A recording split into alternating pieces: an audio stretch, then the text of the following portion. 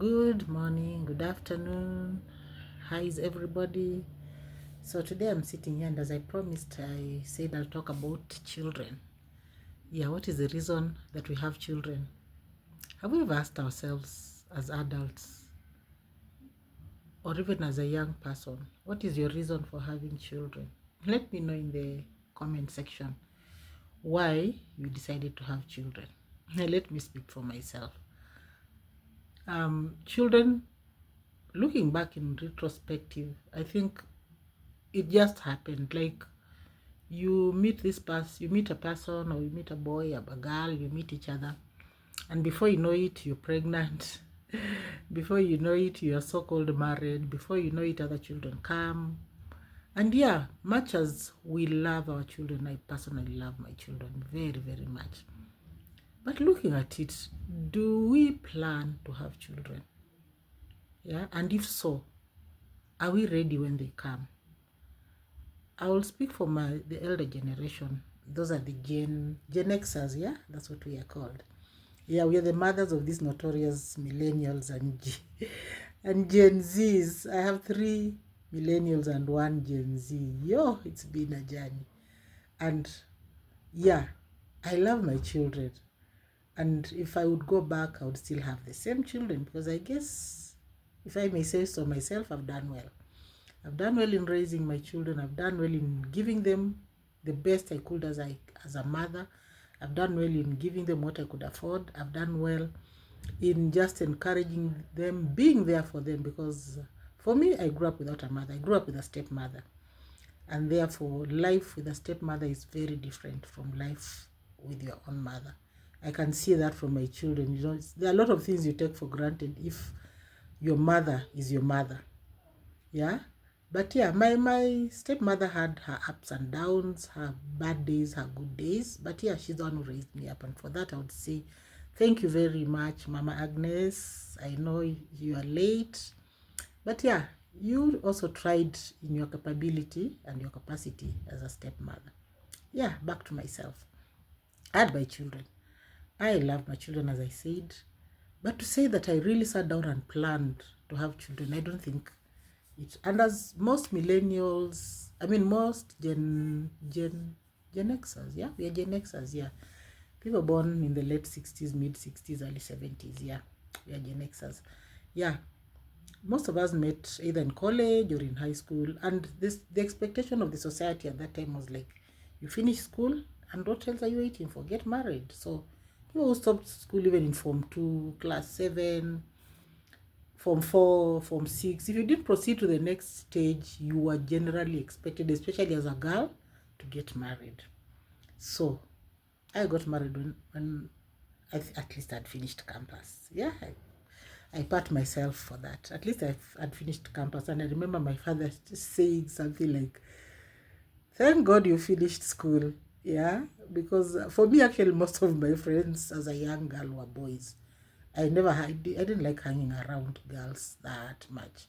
The girls I had in my circle were my sisters, my cousins, and just the girls in the family generally. But most of my friends growing up, you'd see me in a group of boys. Yeah, and I remember as we came into puberty, instead of our parents telling us the pros and cons, all we used to be told is that don't play with boys. I didn't play with boys in that sense. Yeah, they were just my friends. Would hang out together, talk, laugh, do silly stuff like just play hide and seek, run around, climb trees. Yeah, I was sort of a tomboy, but not so much. Anyway, yeah, so we get children, and then maybe things don't work out for you, and then you have these ups and downs. You are parenting, it's a joint parenting now, and your supposedly spouse has to be in the picture, and that's what I think is important for us. How come my hair is brown? Right, it looks brown or purple or whatever color that is. Anyway, yeah, so we get children and we decide that we are going to raise them to the best of our knowledge. And so for me, having done a course in home economics up to university level, that is I did a Bachelor of Education with home economics, and in home economics we had all those courses in it. yeah, we had family life, we had adolescence, adolescent psychology, child psychology, cooking, homemaking, all those courses that are in home. So for me, I think I went into this marriage or this union with that as a background. So I think I did really well. When it comes to meal planning, just home management, all that, I knew what I was doing. And then the knowledge I had about psychology, child psychology, all those stages of a child growing up, I think I used that knowledge to actually raise my children. And so for a while, I think I did my best. And my children actually have done. I was a strict parent. Actually, between me and the father of my children, I think I was the stricter parent. I was very strict. I think also coming from a background of a father who was also very strict. Yeah, so I was the one who was the no-nonsense parent. Yeah. So there was boundaries, and the children knew what they could do, what they couldn't do. I started training my children very early to do house chores because at a point I had only two sons, two boys, and the girl was the middle child. And so for me, I used to think it would be very unfair for me to be telling my daughter, go and wash the dishes, go and sweep the house, go and wash the clothes. Yeah.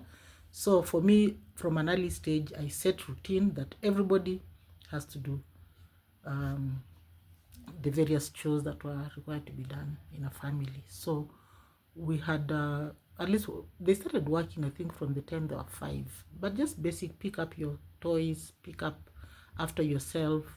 And the one thing, like when you finish eating, take your plate to the kitchen, put it in the sink, pour out the remnants, whatever, pour in the dustbin, and then yeah. Then by the time they were like 6, I would put up a stool for them to wash basic the cups, plates, just simple things, so that they could start washing. They would make their beds even though they never used to make them so earlier. So those are basic things that I think as a parent we need to teach our children, that they need to start working from an early stage. I probably did fail in that with my last born because she came much later when the others were already older. So they because they were much older, they actually babied her so much. And I think I was also so busy. I was working now, and I wasn't at home that much. By the way, I have been a housewife. Yeah, is that the housewife, husband, house husband, house whatever? Yeah, I was a stay-at-home mom for a long time. I worked from my house, and I think I'm so used to working in the house that when I go out, I just feel like there's something missing. Yeah, so I was doing various businesses. Yeah, because of my home economics background, I cooked, I baked, I sewed, I crocheted, I knitted, I did anything, everything. Yeah, yeah. So I had some income. So I'm not saying that I was just sitting at home. Yeah, yeah. So I tried my best to make sure the children work. I tried my best to make sure the children follow rules.